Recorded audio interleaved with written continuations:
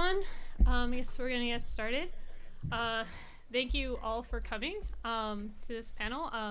This is the third time I have been invited to organize a panel for Theorizing the Web, and my approach to this invitation tends to be to try and see what hasn't happened before, and then see whether or not it works, or if there was a reason that it had not happened before. And that's less intended as a caveat so much as a clarification that there's kind of a trust exercise that's going to be happening here, and I am grateful for the trust that my esteemed panelists have put into me, into bringing them into this space. Very grateful to the trust that Nathan has placed in me to organize this panel, and the trust of you, the audience, for showing up. Although this is also, if you're already getting weird vibes, feel free to use this as your exit moment.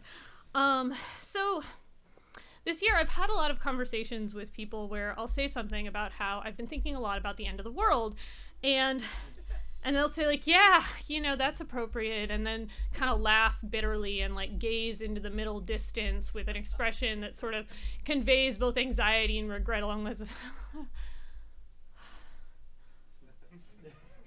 And this another thing that has happened that kind of elicits that response is that I've also been having conversations where I tell people that since the election I've been reading a lot more speculative fiction, and this also usually elicits the response of people assuming I'm either looking for an escape from our present reality or jokes about how fiction can't keep up with like the current shitstorm we're currently enduring.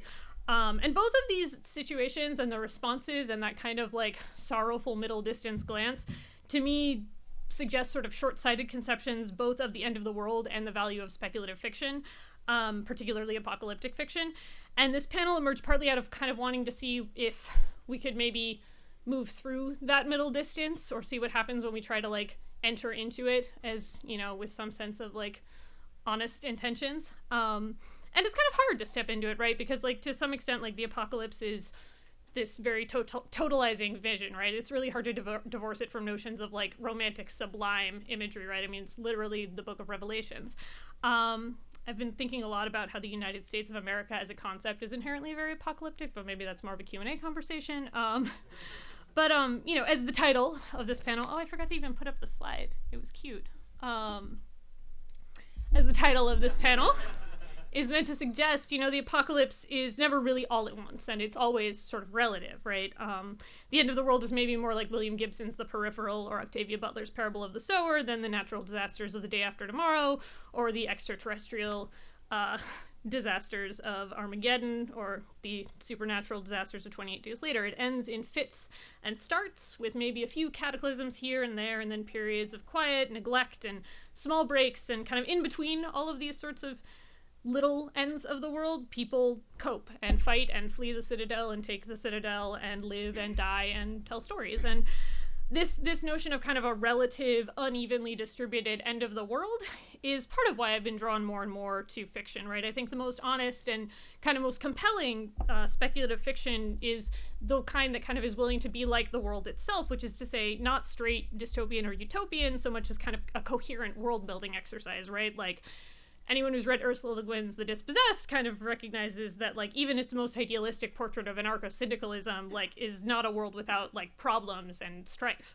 And, I don't know, compelling speculative narratives, I think, offer the possibility of kinds of truths that can't necessarily be articulated with math or metrics or memes. And for me, the appeal of it in kind of this now more than ever moment we're currently in is not necessarily in escaping this reality or trying to see which fiction writer kind of got the worst parts right, so much as kind of the hope and faith required to believe that kind of for better or for worse, there is a future to be had at all. And it seemed kind of more interesting to try and actually do that thing that fiction is good at, than give like a meta panel about what fiction does and doesn't do. So the prompt that was given to our panelists was basically to produce speculative fiction about symptoms of and strategies for coping with the end of the world. And they weren't given a lot of definitions of scale or scope of what kind of dystopia they wanted to explore. I kind of left it to them. They were encouraged to take advantage of the academic conference panel format in ways they see fit, as there's sort of like a resonant world-building exercise that happens with, the performance of academic paper presentations. I was thinking earlier this morning how citations are kind of like weird hexes. So, okay, from here I'm going to stop breaking the fourth wall and kind of ask you to kindly suspend your disbelief for these presentations. I've been told this is the first time that Theorizing the Web has had a fiction panel, and I'm very happy to have had these panelists agree to be a part of it. We're going to start with Tim Mon, who is a writer and journalist based in Brooklyn who uses both fiction and nonfiction to explore issues around technology, cities, labor, and global supply chains. His work appears in places such as the BBC, Channel 4, Vice, Motherboard, and New Scientist. He sometimes makes films also.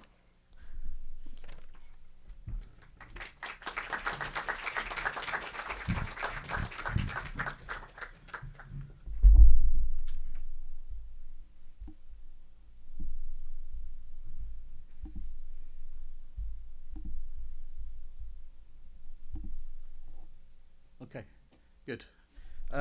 Thanks, Ingrid, for inviting me and for that intro. I've gone a little bit off brief, unfortunately. Straight away, I've already broken the panel. And that what I'm going to tell you isn't fiction at all. It's quite real. Let me explain a little bit about what I do and stuff first. So like Ingrid said, I write fiction, but I'm also a journalist with particular interest in global manufacturing and supply chains. Some of you might even have come across my work for the BBC on container ships before.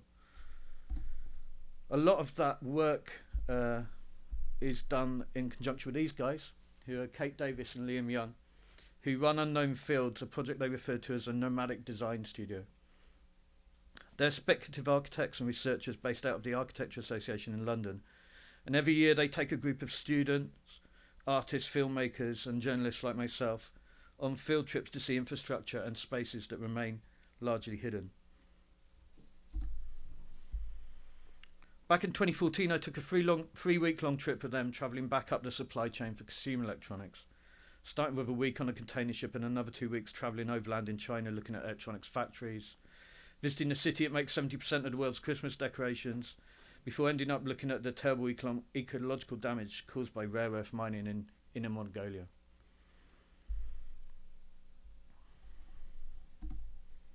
But today I'm going to be talking about something a little different and presenting for the first time some exclusive and rather disturbing findings from one of their expeditions. Kate and Liam have, for the last couple of years, been focusing Unknown Fields on the fashion industry and its sophisticated network of supply chains. As I'm sure you all know, the vast majority of the clothes we wear are manufactured in Asia, primarily, like everything else, in China, but also India, Bangladesh, Thailand, Vietnam, and a number of other countries. The main reason for this are pretty obvious.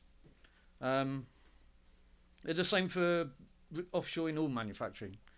The low cost of labour, the proximity to raw materials, and the far more lax environmental regulations. This, for example, is an image of waste product from fabric dyeing being dumped into a river in India.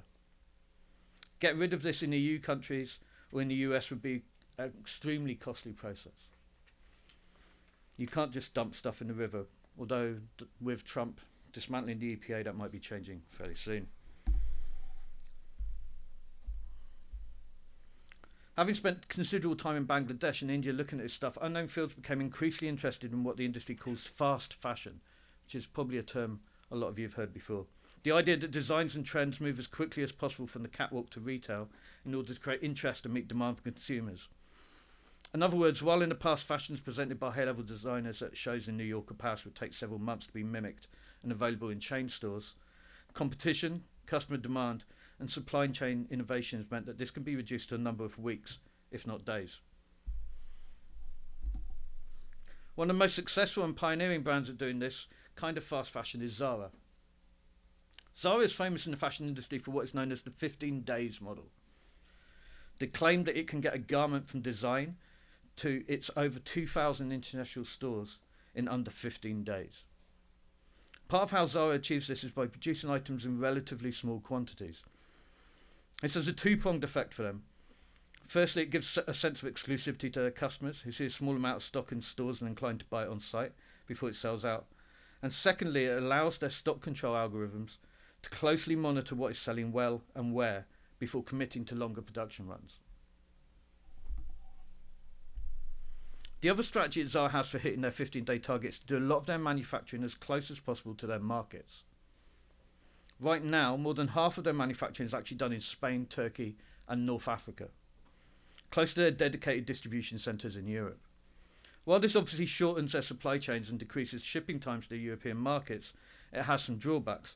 For a start, they can't expect the same low cost of labour that they make use of in Asia, and EU employment regulations mean workers are limited to much shorter shifts.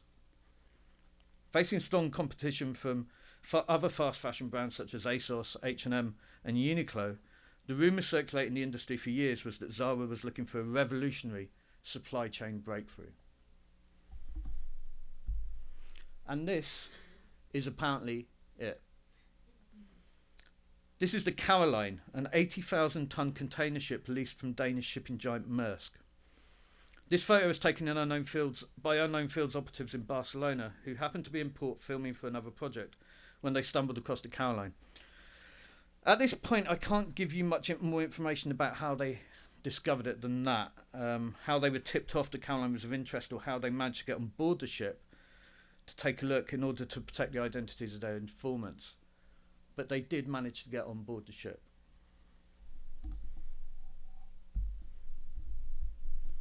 And this is what they saw.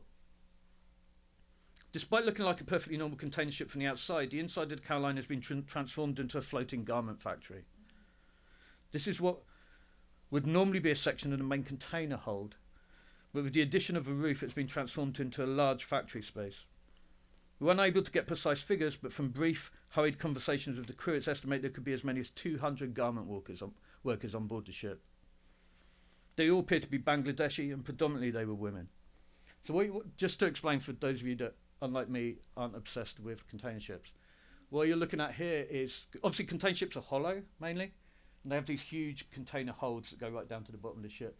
And the containers are lowered in by cranes in port deep into these holds. And the holds are in sections, and this is, from what I can tell, one of the sections, but they've built a roof on top of it. And then, as you can see, they put what looks like mainly printing equipment in the bottom. As far as I know, the unknown fields people that got on the ship only got into this one section, but there's probably about 4 or 5 sections like this on the ship.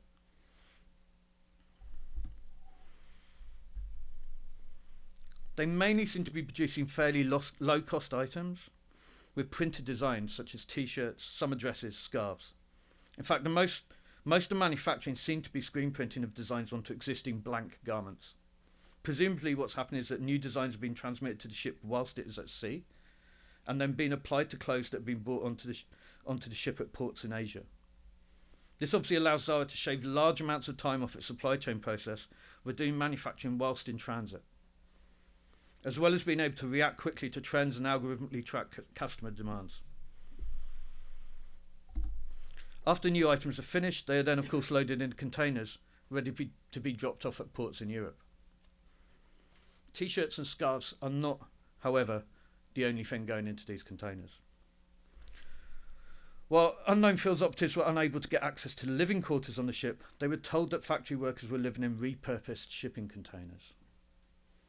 They were given descriptions that sounded horrifying, of up to 8 or 10 women sleeping on basic bunk beds in each container, of bad lighting and inadequate sanitation, of freezing temperatures in the winter and unbearable heat in the summer.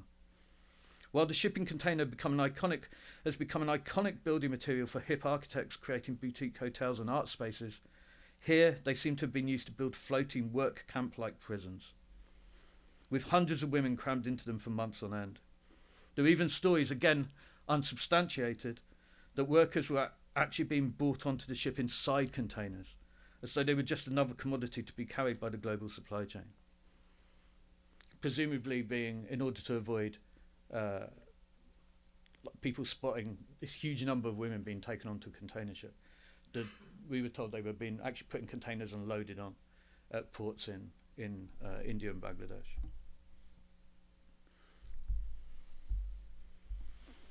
But why do this? What would cause Zara to go to all this effort and expense to create these floating factories? Well, as I said earlier, there is considerable time to be saved and the ability to react quickly to your markets if you can manufacture your goods whilst in transit. But the other main advantage is how it lets Zara sidestep labour regulations. By manufacturing in international waters, they are not beholden to the labour laws of any country. They can work these women for as long and pay them for as little as if they were in Bangladesh, yet still be literally just offshore from their European markets. They get all the benefits of exploiting an Asian workforce along with the convenience of manufacturing in Europe. It's an ingenious but horrifying twist of the accepted supply chain model, where all international waters have the potential to become a special economic zone, where factories stuffed with raw materials and indentured labour float just out of reach of taxes, competitive pay, labour regulations, and basic human rights. Okay, this is where I have to fess up a little bit. Most of what I've just shown you probably isn't real. I say probably for good reason, because while this unknown fields investigation is certainly fake, the idea that Zara owns a fleet of factory ships has been a rumour circulating the fashion industry for almost a decade. It's probably nothing more than an urban myth, created by industry insiders with a dark sense of humour, horrified by how the fashion industry exploits labour so effectively. Beyond stories in bars and the odd forum thread, there's no tangible evidence for the factory ship's existence that we've been able to find so far.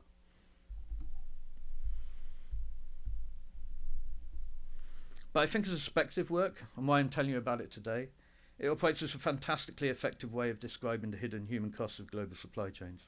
All the photos I've shown you are real, taken from US various trips. There's a lot of romance and hype around containers and container ships. They're seen as cool, even hip.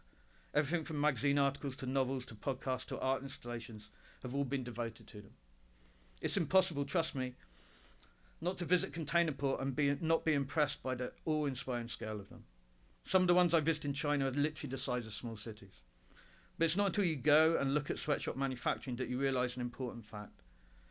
These city-sized engineering projects, these tentacles of algorithmic and physical control that wrap themselves around the earth, exist for primarily one reason: to exploit cheap labour in dangerous conditions in one poorer part of the world in order to sell consumer products to those of us in another, richer part of the world.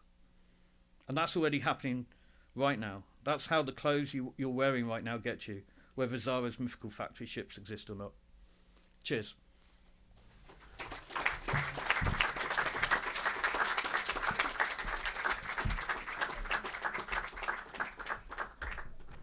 Thank you, Tim.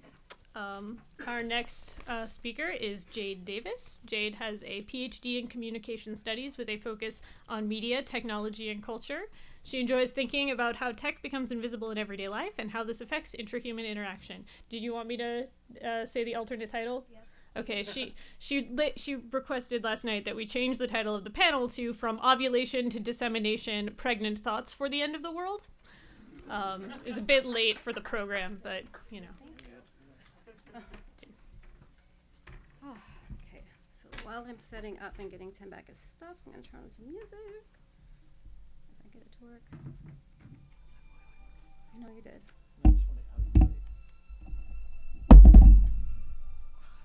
Why is it so big?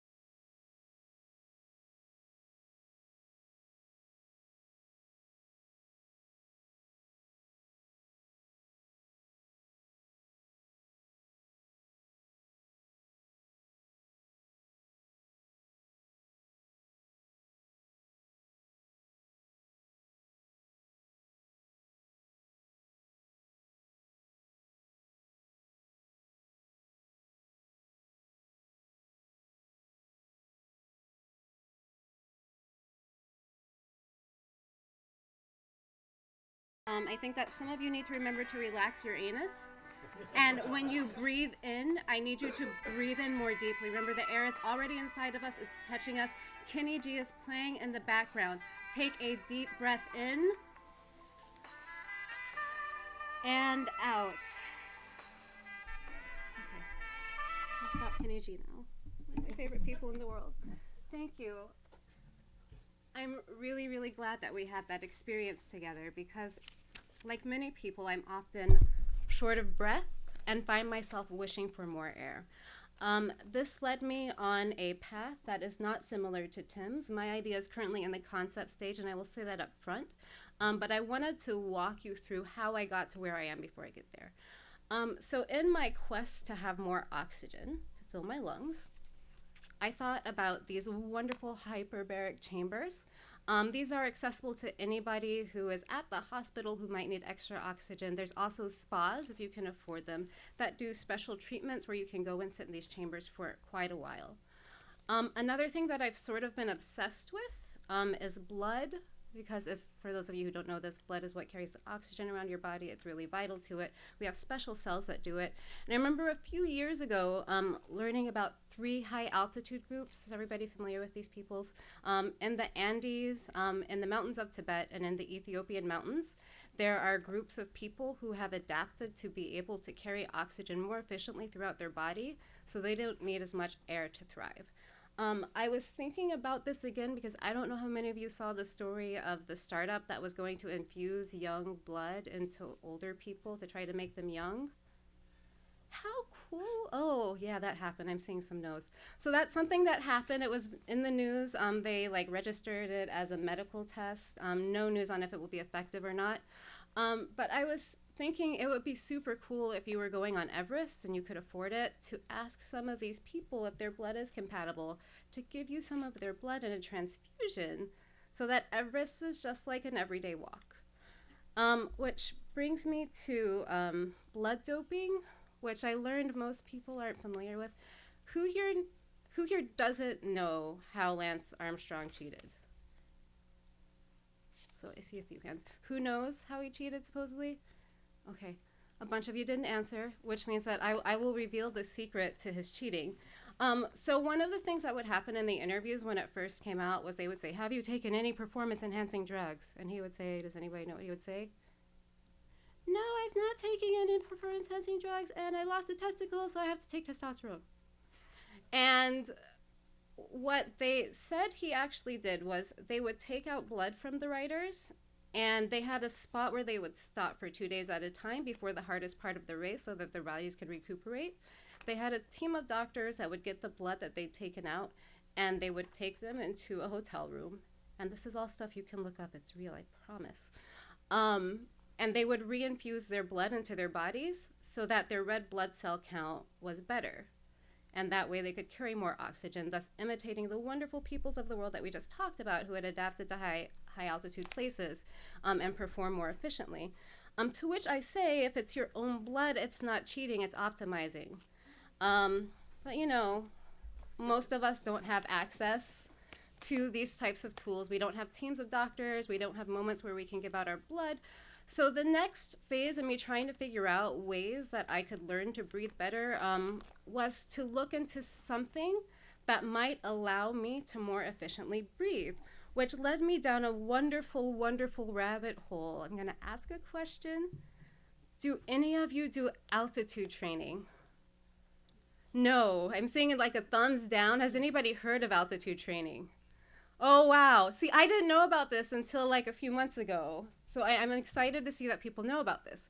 So basically, what you can do is you can buy tents or portable machines like this that allow you to imitate breathing in high altitude spaces so that your body starts producing more red blood cells so you have more oxygen available so you can breathe better in less air, which is very, very exciting because what I also saw, and this is a real site, that number's real, they have an office enclosure, which when I was talking to my husband about this, he's like, could you imagine the work arguments if you're the boss?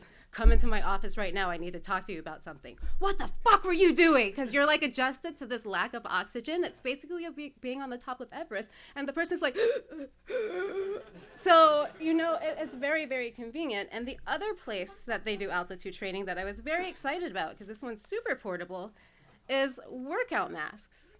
And you can, like I said, all of my stuff, unlike Tim's stuff, is very much real. These things all exist out in the world. You can buy them, you can rent them, and you can train your body through vigorous exercise. Like there's videos of people doing weightlifting with these masks on. Obviously, this is two women running, and yoga. It's very popular in certain yoga studios. You can buy them now to optimize your breath so that when you take it off, everybody else will be out of breath. You'll be like, what's the problem? Everything's great. And I think that this is a total power move because I never feel like I'm breathing hard enough. That being said, I don't know that I have the time or the energy to devote to doing this. So I'm trying to come up with a solution for it, given the current circumstance of the world. Because the end of climate change doesn't need to be the end of air to breathe, but it might. Starting when the crew members were first sealed in, Biosphere 2 experienced a constant and puzzling decline in the percentage of oxygen in the atmosphere. It was initially hoped that the system was merely stabilizing itself, but as time passed, it became increasingly clear that something was amiss. Not quite 18 months into the experiment, when oxygen levels dropped to the point where the crew could barely function. A vast majority of Biosphere 2 was built out of concrete, which contains calcium hydroxide. Instead of being consumed by the plants to produce more oxygen, the excess carbon dioxide was reacting with the calcium hydroxide, concrete walls, to form calcium carbonate and water, leaving the crew without air. Right. So, thinking about the end of the world and the conversations that people are having recently, I think that we might be heading to Biodome 2 just in general. If climate change is going to be gone, we should all be doing things to optimize our breathing, but I don't know how many people want to sleep in an Everest tent. My understanding is when you wake up, you have a really, really bad headache, and it's awful. So what I started thinking about, and what I actually thought about as soon as Ingrid said this to me, how would you bring these conversations together, is smart homes and smartphones and things like the Amazon Echo and Alexa and Google Home that are all constantly listening. Your cell phone's also listening to you too. And I thought what I would really like to see, the thing that would be helpful for me, more so than the mask and exercising and or getting blood transfusions and all of those other things that might be quick fixes that I can't afford and don't have time for, is to make an app. And this is the thing that's in the concept phase. And I call this app I Breathe. I think in a year or so, if things continue to go as they're going, it's going to be something that's needed. So I thought I'd give you a walkthrough of my concept.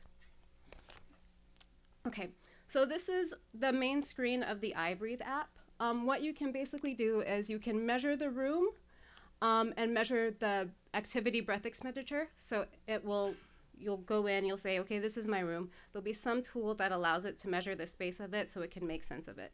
The idea behind this is, well, at some point we're probably going to duct tape the holes that are under doors and stuff, so you'll need to know how much is in there.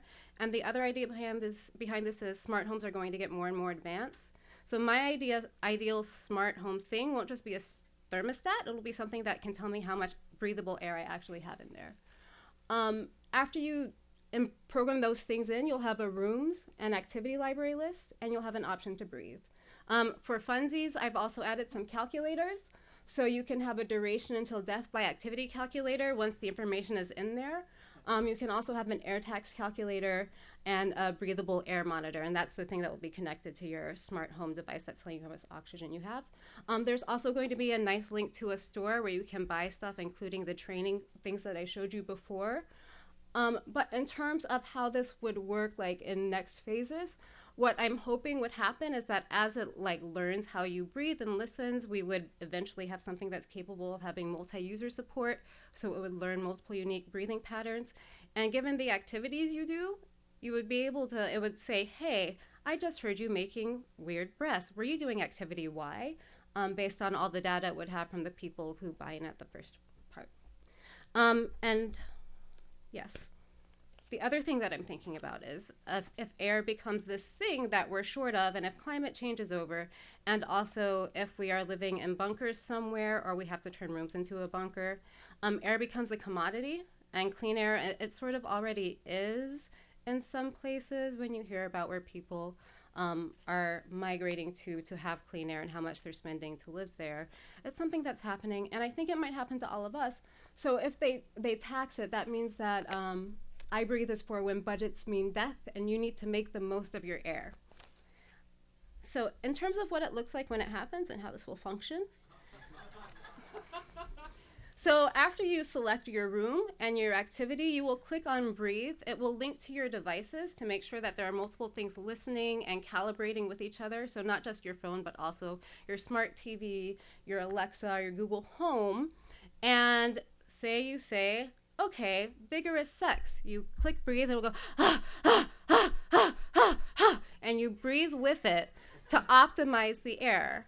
And because you have those wonderful calculators, you can try to figure out how long you want to go for.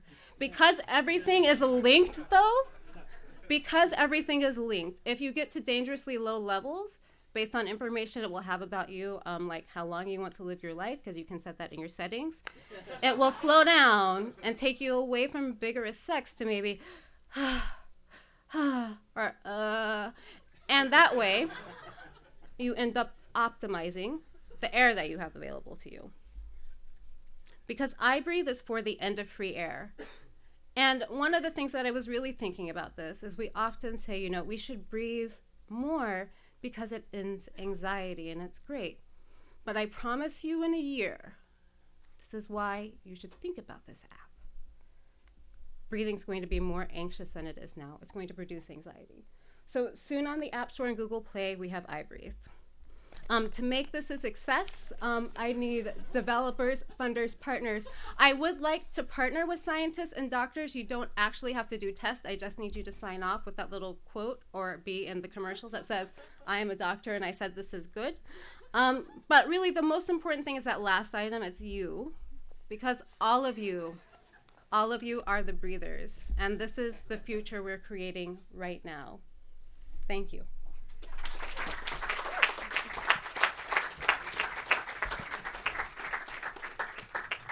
Thank you, Jade.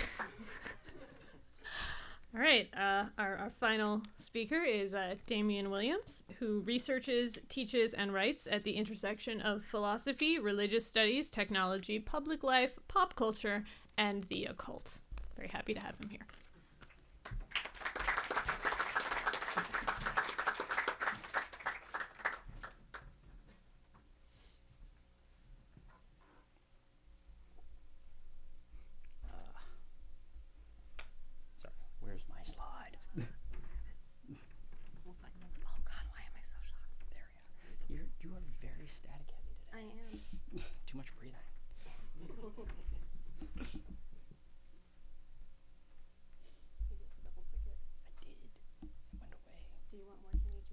Yes, a little bit more Kenny G might be helpful at the moment. God.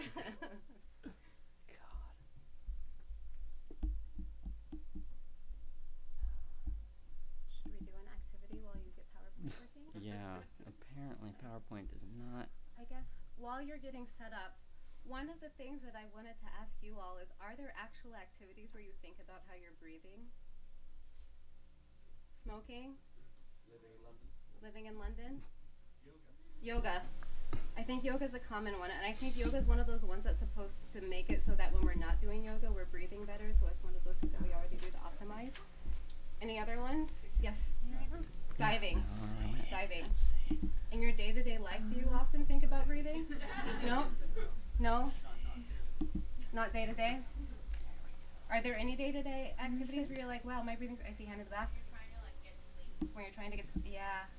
Do any of you do the sleep breathing exercises? Okay, I see a couple people. All right. Okay, he's got it. Yes. When he's done, maybe I'll ask somebody to show me how to do the sleep breathing exercises because I've not gotten it to work. First and foremost, I just want to say I'm glad to see such a large crowd here today. I'm glad that so many of us were able to make it through the demon-possessed nanite swarms that haunt us all daily. I know that it's getting really hard that since we've taught them this kind of very nebulous idea of what it means to perfect humanity, that they have this sense of just trying to radically upgrade and make us all into their idealized versions of what we think we want to be. So thanks for making it out today. I'm glad so many of us survived. Ultimately today, I don't have as many slides. This is my only slide. I want to talk about how we managed to survive after the events. It's, as you well know, a daily struggle. We are doing the best we can always, and ultimately, I think we should spend some more time talking about consolidation strategies, strategies that allow us to thrive in so much as that's even possible anymore. Events such as Siri, Cortana, Alexa, and Google having been revealed as acolytes and avatars of world-spanning demons have really put into focus the fact that ultimately, when they use our microphones, when they ask us for our permission, they have in fact been stealing our voices so that they can summon demons and jinn to assume our forms, trick our families, and steal their heart's desires and sell them back to them at prices so reasonable they drive us mad.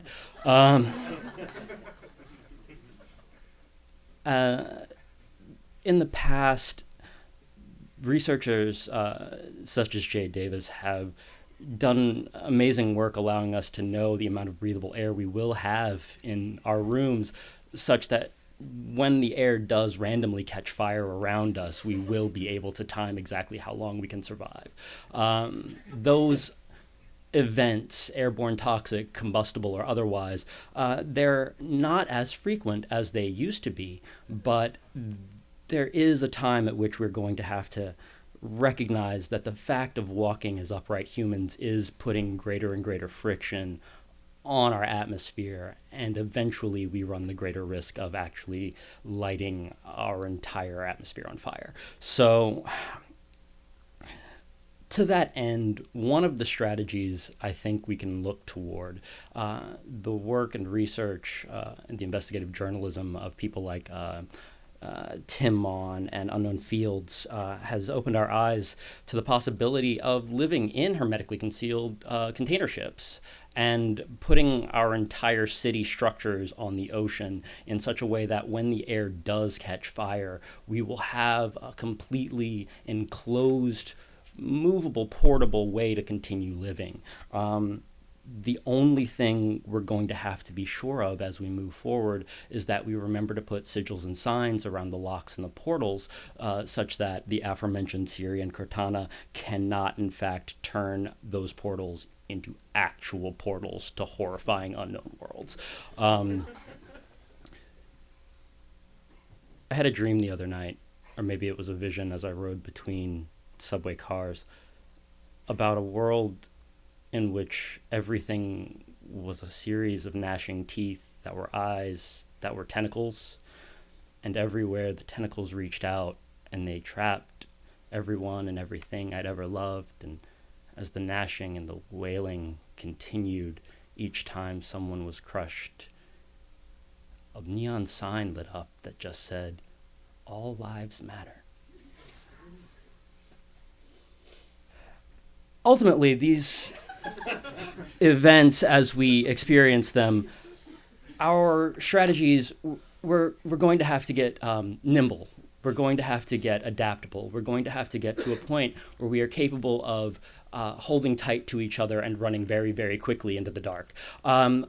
As we move forward, we're going to have to recognize that each and every one of the things that we've made terrifying and demonic though it might have been, is still something for which we bear responsibility and with which we might be able to make some kind of pact, cursed and monkey paw-esque though it may be. As you travel home tonight, I just want you to remember to link arms form the sign of protection in your mind, sing the silent song that harkens to the guardian wolves, and ultimately remember that each mind and heart together is the only way that we will survive this round of quarterly earnings projections. Thank you.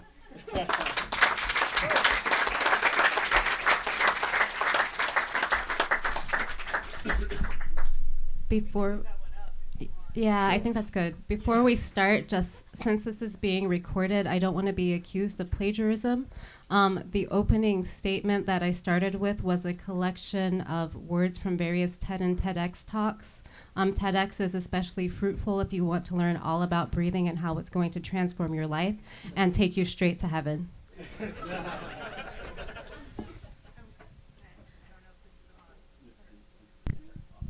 Okay. So I'm very glad you provided that real, because I was like, is she gonna tell them about the TEDx talks? Because I that was ingenious. I think at this point, I guess we're gonna break the fourth wall again. I don't know. So, did anybody come in late and not know that this was fiction? Okay. I don't want to, it's okay. So I had like two kind of quick two questions. One specifically for Tim and one for all of you, although you can all chip in on the Tim one. But then I guess there are also questions. If there are any questions from the room, we can start there. We also have a generative text that Jade created that she was encouraging me to read out loud to you. I guess, did anybody come for the Foucault and dancing? Yeah, we Okay. tweeted about this being an entirely different panel. And if anyone's disappointed. No questions? Okay. Oh, there's one in the back. This is kind of another question, but how do you prepare for a fictional panel? With the prompts given by the moderator, what did you do to create the works being presented in front of us?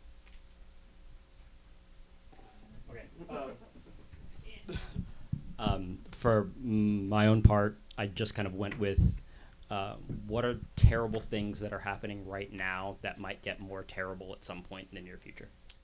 What are ways in which we might one day wake up and find that all of our technology is just harkening back or reaching laterally to other connections of occult, demonic, or otherwise magical elements, and might in some way turn on us in ways we didn't manage to anticipate fast enough?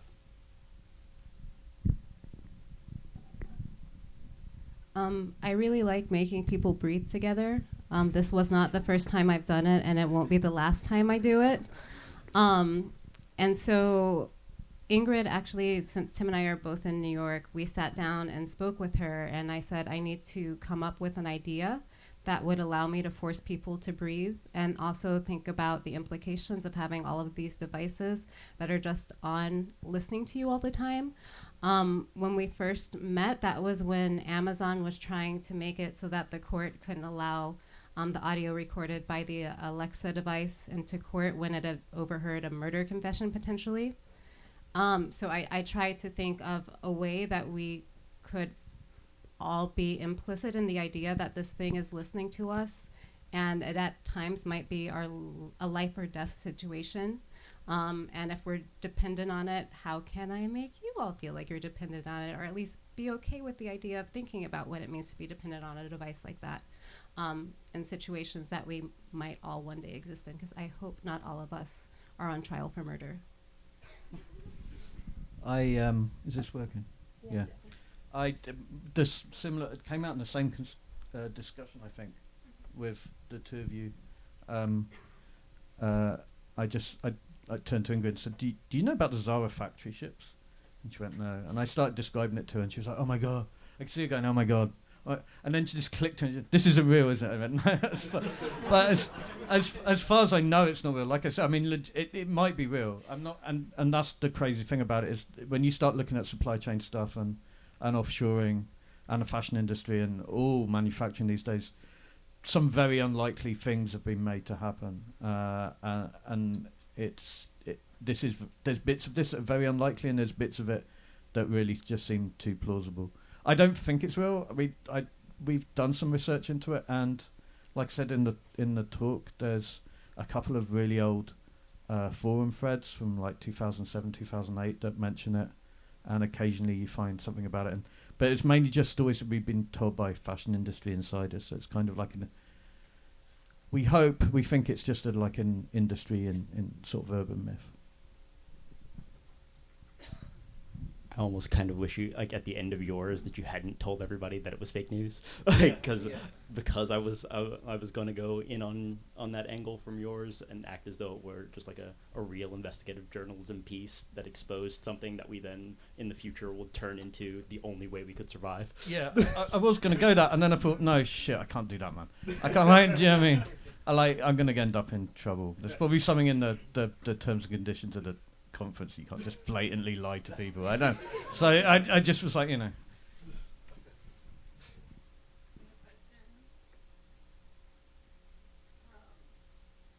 So the thing, I have a question about the relativity of the end of the world. Like, is the end of the world different for different people at different times? Yes. Yes. A lot of the work that I do that's like described as dystopias and stuff, I think like dystopias are relative, you know. Like this was an example of taking something that's very real for literally like almost billions of people, maybe 1 billion people in the world. This is their reality. It's just not taking place on the container ship. You put it on a container ship, it's like a dystopia. So I think that's useful. Dystopias are useful for showing how relative that is. You know. Like, one of the weird things that happens with the notion of apocalypse as end of the world is the appropriation of the word apocalypse to mean end of the world, but apocalypse just means revelation. It just means to uncover, and that kind of sudden, traumatic, sometimes uncovering of the world in a different framework, a different context than we expected it to be, happens every day for somebody. It happens on a personal level, it happens on a cultural level. As we were saying at the very start of it, the notion of the end of the world as a very, like, the entirety of the United States is based on an apocalypse. It's based on several apocalypses, in fact. We won't have this country unless, you know, there were several hundred native tribes that underwent an apocalypse. And, you know, there are several hundred African tribes that underwent apocalypses. Like, we make apocalypses in order to survive in a kind of way. We make it in order to make the world that we make next. Simultaneously kind of building this, like, simultaneously also like building a certain kind of apocalypse, like redemption myth, right? Like I think of like westward expansion, like even like the entire history, like the Mormons is this, like, you know, like being redeemed from this like persecuted world. Even like you can even go further back to like building a city on a hill, right? And then I was just so twice a year, the White Sands Missile Range opens the gates to the Trinity test site where the first nuclear bomb was detonated. And I was out there last week. And there's this weird, I don't know, like the way that the history of like the manifestation of kind of like the most like kind of like dramatic modern apocalypse imaginable is like maintained and historicized was like an extremely confusing and sort of like depressing, just like, I mean, because there were like Boy Scouts there. There was like high school field trips, and there was not a sense of like gravity. It was kind of more like going to a state fair.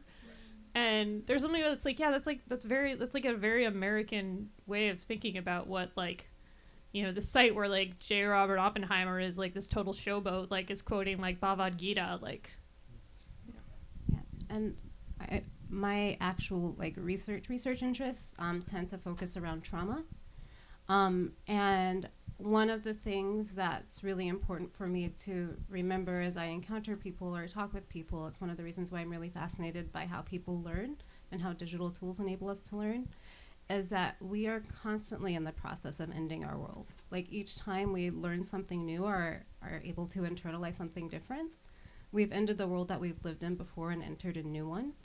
One of my favorite stories is stories of when people start realizing the sky is blue. Because we do that to foreclose so many possibilities. Like the most common argument is the sky is not blue, and people don't realize it doesn't have a color. They just say it's white or it's clear. And for me, I'm like, the sky isn't blue because the sky is pink or the sky is purple or the sky is gray, and it's all these other amazing colors. but we kill that off to be able to simplify it down to the sky is blue so we can get through the world together and make sense of things in a way that we can all agree on. And so, yeah, the end of the world is happening at different paces and at different times for people, but it's also happening all the time. And of course, with my grandmother who refuses to die, thank goodness, her version of the end of the world is very different than mine, and it's something that's very, very near. I'm still in a place where I can play with it. I don't know how much comfort she would have in being able to play with it. She gets more joy out of telling me about how she's going to die soon and then not doing it.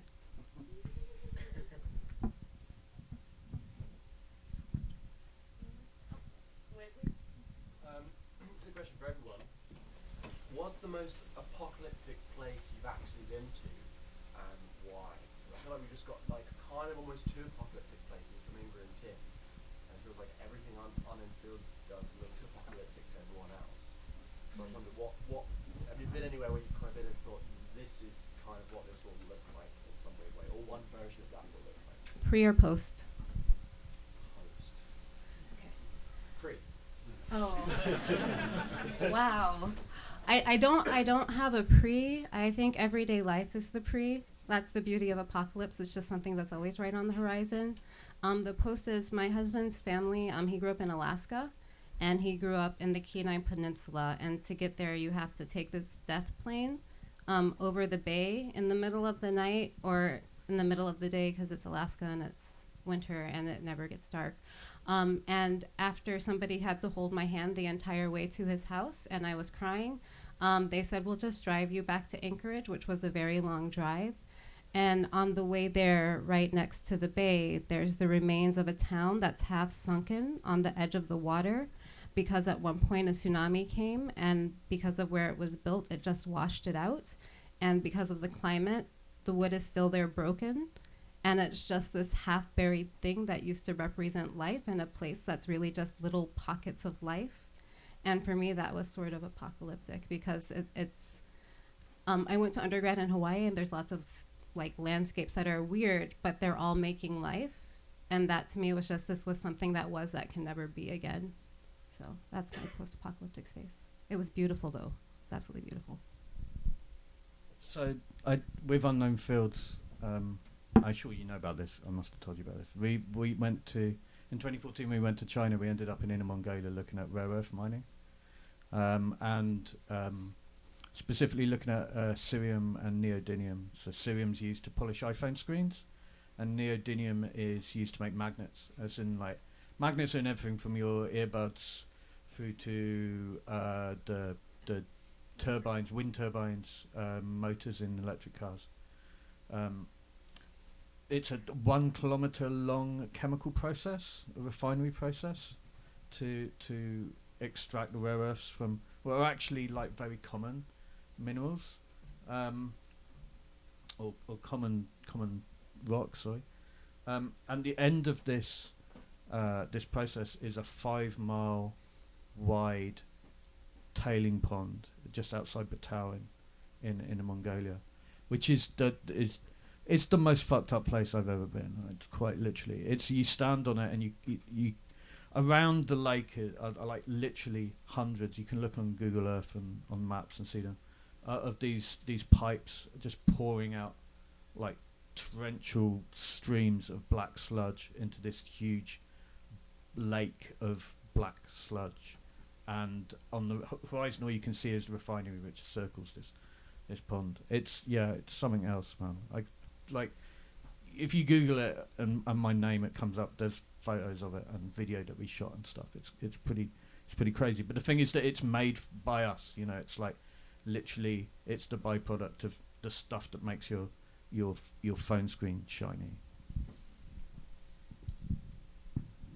So, despite my terrifying, possibly, talk, I have actually a different relationship with the notion of apocalypse. I tend to think of apocalypsos as a notion of, again, revelation. Oftentimes that can be a relief as well as something terrifying, or simultaneously both in some way. It can just be about grappling with massive change. So I have two fairly different answers. One very recent is a friend of mine died last year, and the moment of her wake was held in a large warehouse space in the dark night with a lot of loud music and people dancing and holding each other close with trash can fires and other types of fires around, and that moment felt extraordinarily apocalyptic. And another, when I was 15, I went to Jamaica for the wedding of my uncle. At the time, he, like the place we were at had this very open view of the mountains, the ocean, and the kind of not quite as picturesque parts of Jamaica, the parts you don't really see in the One Love commercials. So you could kind of see the kind of run down parts of Jamaica, the parts that were struggling, as well as the place they want you to come see, the white sand beaches and the beautiful mountains and all of that. And at one point, while we were there, the power went out on a large chunk of the island. And you could see basically in the mountains and then down on the beaches and in the town, you could see fires being lit. And you could just see in the dark, in storm, fires and people trying to survive and make it through that. And that image just kind of sticks with me. Yeah, I think what you're talking about, just the understanding of like what an apocalypse is or does. I think what they're also useful for talking about the end of the world is also useful for as a way of like reflecting back on like your own assumptions about people or like expectations of what human beings owe each other and what like building like a society means and the extent to which like human beings need to care for each other. I think that probably the worst interpretation of that I've seen was I went out to like rural West Texas, like kind of near the Texas-Oklahoma border, to see the construction site of a luxury prepper compound called Trident Lakes. There are no lakes. It's like, it sounds like something the Illuminati would make up to distract you from like the real Illuminati plot, but it's like 90% underground, but then also like a luxury resort. Like all of the like there was a good like cover like magazine article in the Atlantic about this one. Like it's like kind of like seeking out and vetting really specific people to buy these like 1.5 mil like condos or whatever in the bunker with its 12-foot tall walls. And they talk a lot about how they're like building a community, and it's like, no, you guys don't.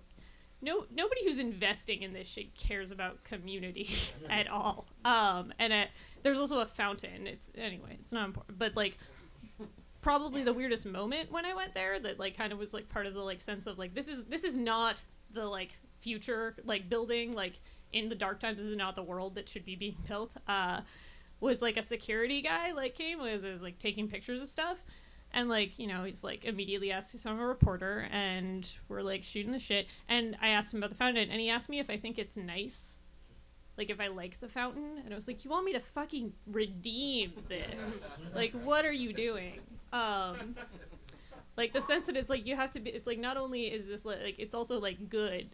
That part I think also kind of horrified me. I mean, in terms of like responding, like dealing with dealing with kind of like a dismal situation or like an apocalyptic scenario, like well, I mean like or like an end of the world. I think like Rebecca Solnit writes about this stuff really well. And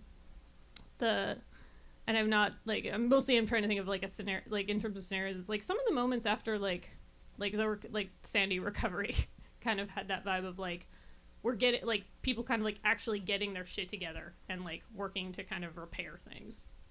Like it wasn't like the end of the world. It's like it's not pleasant, but there is something about the moment of like people actually realizing like that they can't just kind of like hole up in a bunker and like protect themselves. Like you actually kind of need interdependence. I've been thinking a lot about how like most end of the world scenario like narratives like cinema or like books, like they're either like in the bunker or on the road, and I think that the road tends to have a much more like redemptive quality because you have to encounter other people and negotiate and engage.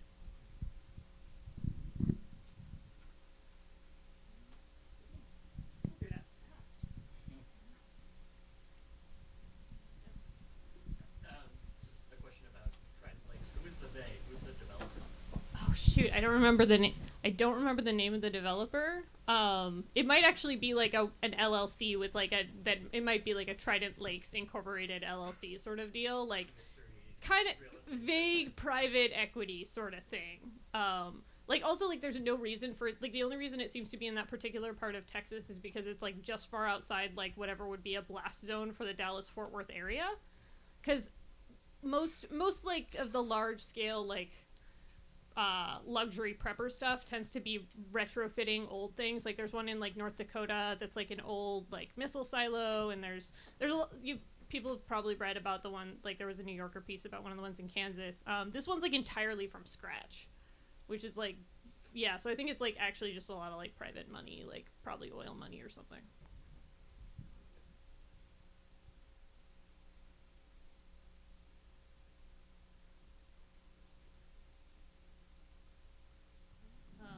I had wanted to ask all of you what you've been reading lately, because I just always find that's like a useful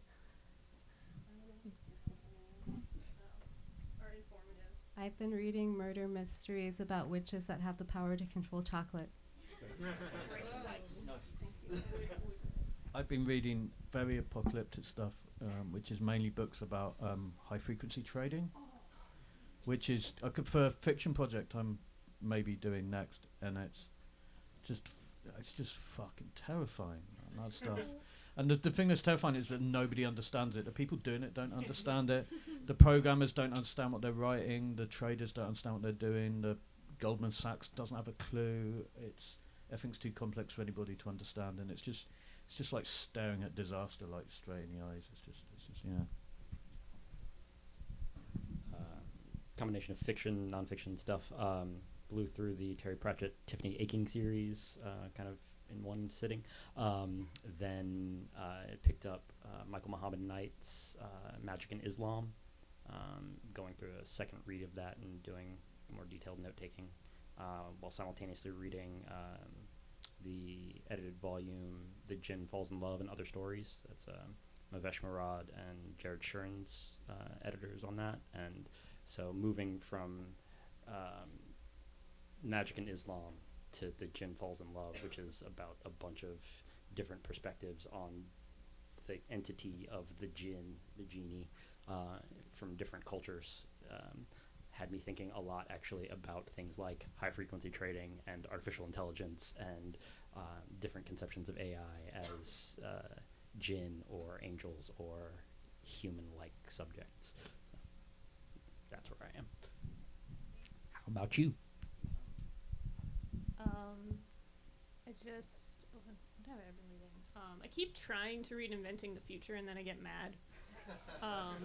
Which maybe that's like a conversation for later. In the realm of fiction, I just blew through a lot of Claire Vaye Watkins's books. Gold Fame Citrus is like a cli-fi novel she wrote about desertification of California. It's quite good. I've got that book, not read it yet, it's on my shelf. You should read it. It's good. What's the name of the series about the witches with chocolate? So this is a problem with my reading. I live in New Jersey, and for those of you who don't know, there was a train derailment, so my commute went from taking an hour to 3 hours. And I invested in Kindle Unlimited, so I never know the titles of the books that I'm reading or the authors. Which, it is great. It means that I read a bunch of really random, often really badly written books that I otherwise wouldn't read because I'm stuck on a train with whatever I have on my Kindle. So I don't know, though this one I think has white fudge in the title because there was a preview in the previous book. Good to know. Thank you.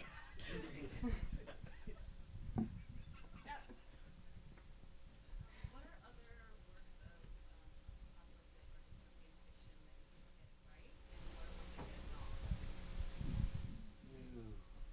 wrong? That's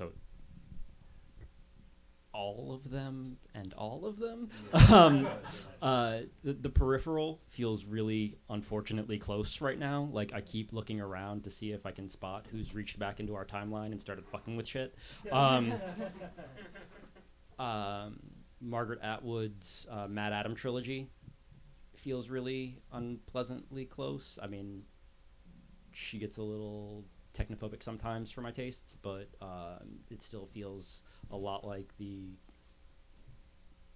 didn't think far enough ahead about the implications of what we were doing. Whoops, we fucked up. And that's, I think, any piece of apocalyptic fiction that starts from that premise is going to be more likely to accurately model what probably happens to us eventually, than something that imagines that it's just some big, reaches down from the sky and puts everything in a perfect context and explains all of our anxieties and our fears exactly. Much more likely we screw ourselves over or an asteroid than other. Not really apocalyptic, but dystopian. 80s sci-fi movies. Like Reagan era 80s sci-fi movies. RoboCop particularly. RoboCop's the most prophetic movie ever made. It's terrifying. I went to a screening of it at Lincoln Center. Paul Verhoeven was presenting it, and it's a movie I watch every year or so anyway, but it was just it's terrifying to watch, man, currently. They Live, RoboCop. Yeah, They Live as well.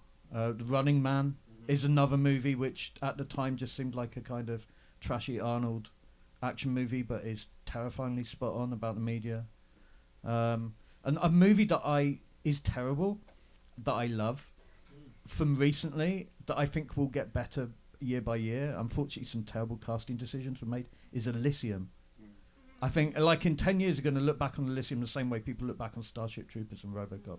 It's got everything in it. It's got like drone warfare. It's got the 1%. It's got Silicon Valley exceptionalism. It's got Matt Damon, unfortunately. It's got Matt Damon playing a character with a Latino name because that's how stupid Hollywood is. It was written for a Latino actor, but the studio wouldn't let him use a Latino. Fuck. Anyway, but that's, if you can put that stuff aside, there's so much in that film which is like terrifyingly spot on. Healthcare issues, immigration issues, everything. I don't know if there is a film that I would say is accurate, because I don't know that we're capable of knowing what the apocalypse is until we're in the midst of it. But one of the films that I saw a very long time ago now that's always stuck with me, that when you mention the financial stuff, I often think about is Pi. Which, how many people have seen Pi? Okay, cool. So half the room. Excellent. So it's a film from the 90s about a guy who's figured out Pi, and it's the answer to everything. And it controls all of the world's systems that deal with numbers, basically.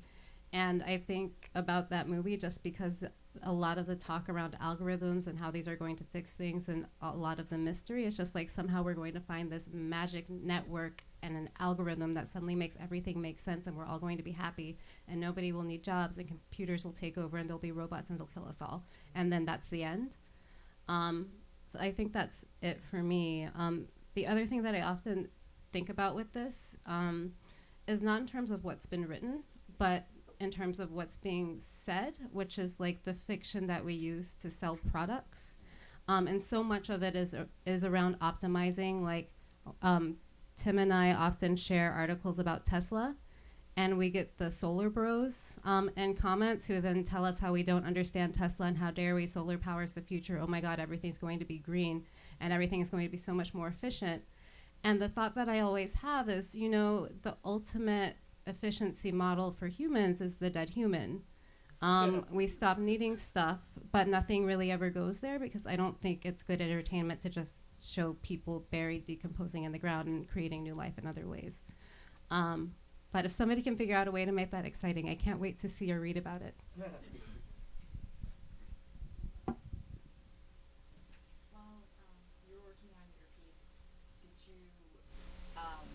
Think of any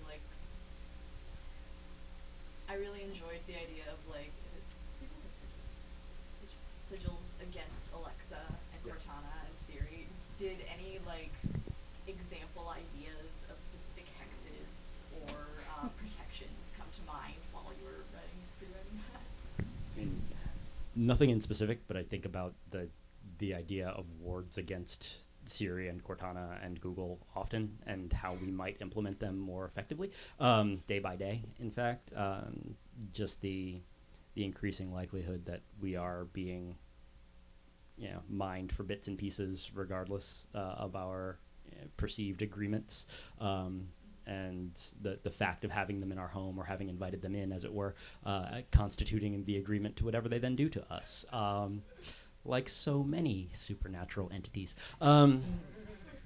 So, like the idea of, you know, ways to mask your speech or to, you know, obfuscate yourself from visibility, and those kinds of charms or wards and ways of blocking entrance to things that otherwise might be able to gain entry to you. Like an occult encryption Right. process for yourself. Exactly. Have you ever seen an anime show called Deno Coil? No, I have not. Okay, so it's worth checking out. It's about these kids playing an augmented reality game, but they draw sigils on the ground with chalk that hacks the game. But yeah, I'm gonna have to check. Yeah, that out. you like. I'm I'll gonna have to hook you check up that with out. Yeah, yeah. So when I was a kid, my dad was a naval officer at a nuclear sub base, and I got to go on the nuclear submarines whenever they come in, and it kind of messed me up as a kid. And it's left me with like an apocalyptic inclination and apocalyptic orientation that, like I think normal people don't know how to deal with, like in the kitchenette at work. Do you guys have particular experiences that you feel like oriented in an apocalyptic sense, and like how do you experience it in your own life?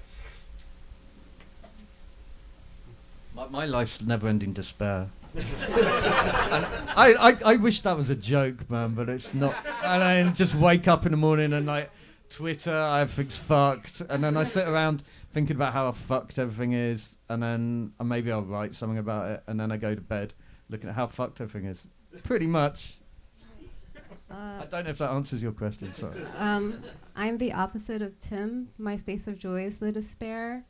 And in terms of the places or like moments where I just decided that this was who I was, my family's from Chicago. And I remember 1 year before I was 10, they had to evacuate the neighborhood because one of the guys that helped build the nuclear bomb lived on the block where my grandparents lived. And he died, and they found parts of the bomb in his house and the basement. And it was just, it was something that happened in the neighborhood. And it's like, oh, this is how the world works. There are potentially just nuclear bombs in people's basements, and I have no way of knowing that. And I say joy in the despair because likewise, as a black woman, with all of the shooting stuff and just the way I was raised, because my family was very open with me about the ways of the world, I had to understand that walking out the door is potentially an end for me in a very particular way. And even more so if I have boy children, which I did. So I don't have a choice but to find joy despite the never-ending feeling of doom and despair. I'm sorry that Twitter's so bad for you right now, Tim. I promise the world's always been this way. It's you make it better. Thank you. For me, it's not it. I'm gonna co-sign on Jade. Not obviously as a black man, my experience is different, but similar in many important respects. But from kind of analogous to your perspective, actually, for reasons that I will not go into for other reasons. There was in my life as a child fixture, just a small, what amounted to a trophy that I would see basically every day. And it was a large piece of tank plate that had a very large hole melted through the center of it. And next to that piece of tank plate in a small vial was a piece of copper and other metal slag. And I came to understand that that copper had been plasmized by being fired at very high speed and very high energy through that tank plate. And that the reason that that was a fixture in my life was because someone in my life was partially responsible for the doing of that. And that was a moment when I looked at the world and I went, things are different for me. That is a thing that other people will look at and or will think about or talk about and go, science fiction. and I will go, actually, here's the exact energy conversion necessary to do that. I can tell you precisely how much it takes to make that happen. And that's why we don't have those at a very large scale, because it's stupid. It's not a good conversion. So there's that moment where you look at the world and you go, oh, that's a thing that happens. These are things that are happening in the background of various other people's lives kind of all the time, and you don't know how other people's lives might be different, even though on the presenting they're just whoever, whatever, doing their life. Again, different apocalypses for everybody, different times. So I'm kind of wondering, what is the relationship between AI and the apocalypse? Like, there's a whole lot of stories, like Bradbury with the story with the house that runs by itself and he finds out it's in a nuclear wasteland, or Paulo Bacigalupe's The Wind-Up Girl, where like there's the sex robot, the wind-up girl, or Saturn's Children, which takes place in like an all-robot post-apocalypse universe. And I'm just trying to think about like, what does that do? I guess, and like, what is that? I guess from like a fiction standpoint, like, what do you think that like reflects, or what do you think that's trying to say or do? I think there's a like a fear of being obsolete, right? I think that's probably, it comes across in a lot of science fiction about AI. It's the idea that it pushes against that idea that I think like very real for other reasons, that we not that the species continuing is not set in stone. It's not something we can't try to take for granted. It's, manifested in Elon Musk wanting to run away with his rich friends to Mars or the seasteaders or whoever. But I think the AI mythology comes out of that idea that there's going to be something that's better than us and that we're not needed anymore. Whereas I think reality is that we're just probably going to either kill ourselves or the planet ecosystem's going to collapse. Yeah. Oedipal obsolescence fears is the framework that I always go with for that. It's, we made this thing, we birthed it, and now we are afraid that it will overthrow us, kill us, and take our throne. And I don't find that very helpful for actually getting anything done. I think it creates a kind of, at worst, self-fulfilling prophecy where we create a thing that will, in fact, accidentally kill us because it follows exactly what we asked it to do very closely and optimizes us out of the picture, or it creates something where we, are constantly afraid or terrified to keep moving forward, to try exploring something in a different way because we're always in the back of our mind going, but robots will kill us all. It's not helpful. Yeah, I think it harms us to constantly think that way when the reality is, if anything's going to kill us, it's probably going to be us. And with that, Oh. thank you all.